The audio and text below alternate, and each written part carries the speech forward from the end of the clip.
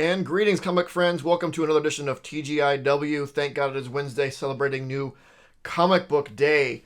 We had a nice solid week here with, I think, a total of 8 books. 1, 2, 3, 4, 5, 6, 7, 8. Yes, I can count. And they were all pretty, they're all pretty great, honestly, which has been happening more often, which is good, by cutting some of the stuff that I might not like for the long haul. But yeah, everything this week was really good. We'll start off the top. We have Venom Lethal Protector number 5. This is the end of this series of Venom Lethal Protector. When we left off, we had Doom getting a hold of the symbiote, symbiote, whatever. And that's bad news. So he was wanting to use Eddie and the symbiote to help gain some longevity, to go to hell to find his mother. Plans changed a little bit. He's like, you know what, I can just take the symbiote myself and like be super awesome. So that's what he does, and it's a bad scene. But as we know, it all works out in the end because this is a flashback series, and we ended up getting Eddie with the symbiote for a long time. Next, Tales from Nottingham, number 5. This is probably one of the best books you're not reading, to be honest. I don't know if you even need to have been reading Nottingham to enjoy this. It's just little tales from the Robin Hood universe that was created in Nottingham, but I think most people have enough of an understanding of Robin Hood to be able to piece things together. But this tells a very early story of Robin of Locksley actually meeting up with who become the Merry Men and how it kind of starts. It was very, very good. Edge of Spider-Verse number 4. This had 3 stories in it. So we have Dream Spider, who was introduced in Deadly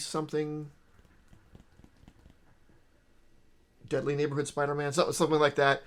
Basically, a Native American who is tapped into a spider totem that can walk along dreams and whatnot. So we get a story with her. We get a new character, Headline, who is a J. Jonah Jameson spider, and an Aranya story in there, which was actually really, really good. The Aranya story is probably the best one, in my opinion, but they were all enjoyable.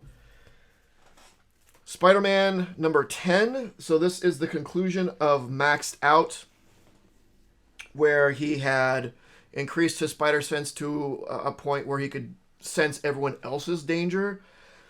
It became tricky because even when he was fighting people, he'd sense their danger, including the danger that he was putting them in. So I think last issue, at least before, he was fighting some, street rebel or whatever, and his spider sense went off because he was about to punch them. It's like, oh, this is their danger where I am the one that's causing them to be in danger.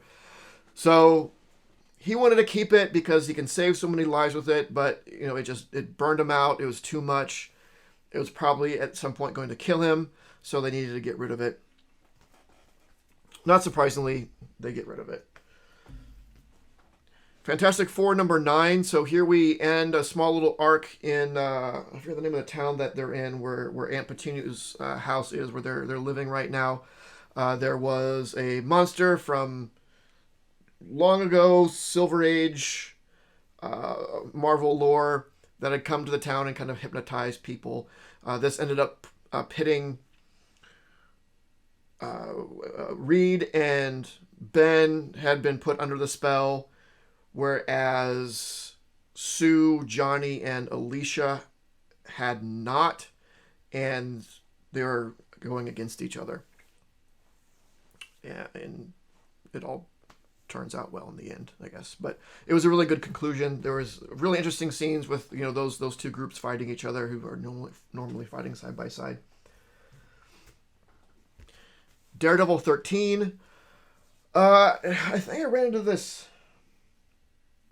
last week.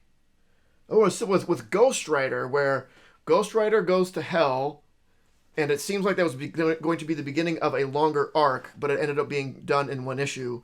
Same thing pretty much happens here. Matt goes to hell. It looks like it's going to be a whole thing, but it gets wrapped up very quickly. So seems kind of weird. But he goes into the last issue had him forcing Elektra to kill him, so he can go to hell and save like Foggy and some others who were trapped there by the Beast. And he confronts the Beast, and I can't remember what her name is, but the like the Beast equivalent for the Fist is there, and stuff happens. And at last, the end of the Armageddon game. We've already seen some aftermath of Armageddon game in the TMNT book proper, but here we get the actual conclusion. It wraps up nicely. It's a great starting off point for a new round of stories where the status quo is definitely changed. And I think that's good. At least get shaken up every once in a while. So now we have Mutant Town is now like an official borough of Manhattan or New York City or whatever. It's not like closed off. They forced some changes for humans and mutants to hopefully start to be able to live together. There's going to be a lot of stories that spin out of that, I'm sure. A lot of, racism and things. I mean, racism's already a problem with, as far as mutants go. I mean, in general, but as far as this book goes, everyone's kind of afraid of mutants. They've been demonized. But now they're going to try to integrate into the same society, so we'll see how that goes.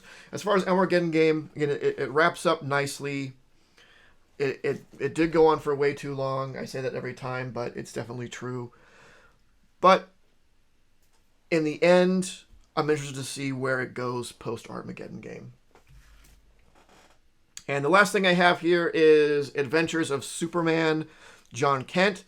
So we're still in the Injustice universe. John Kent has finally, figured out after kind of doing his research, talking to people, that yes, Superman is a bad actor. He wants to help out Bruce in his cadre of heroes and former villains who are now kind of heroes to fight Superman's reign. And it's just kind of continuing that. There's part where he goes to the Fortress of Solitude, and John and Martha are there because apparently they're alive in the Injustice universe, or maybe it's an alternate version of them. I'm not sure. Anyway, he's finally decided that he's gonna help out them, and Superman sort of finds out about that and everything, and some conflict happens. I don't want to give anything away. But that is all. Again, everything was really, really great. Even Armageddon game, it wrapped up nicely. It didn't need to be as long as it was, but it did wrap up nicely. A lot of conclusions here. Armageddon game is the end of this arc in Fantastic Four, end of the arc in Spider-Man, end of the series for Venom Lethal Protector. So we got a lot of closure, I suppose, this week. But it was all a lot of fun. I have no complaints about anything. So I would suggest reading any one of these if you are so inclined. But that's it. Let me know your thoughts in the comments below. Like and subscribe, and of course, don't forget to make yours Titan. This video was brought to you by Titan Comic Pressing. Follow us on Facebook and Instagram at Titan Comic Pressing LLC.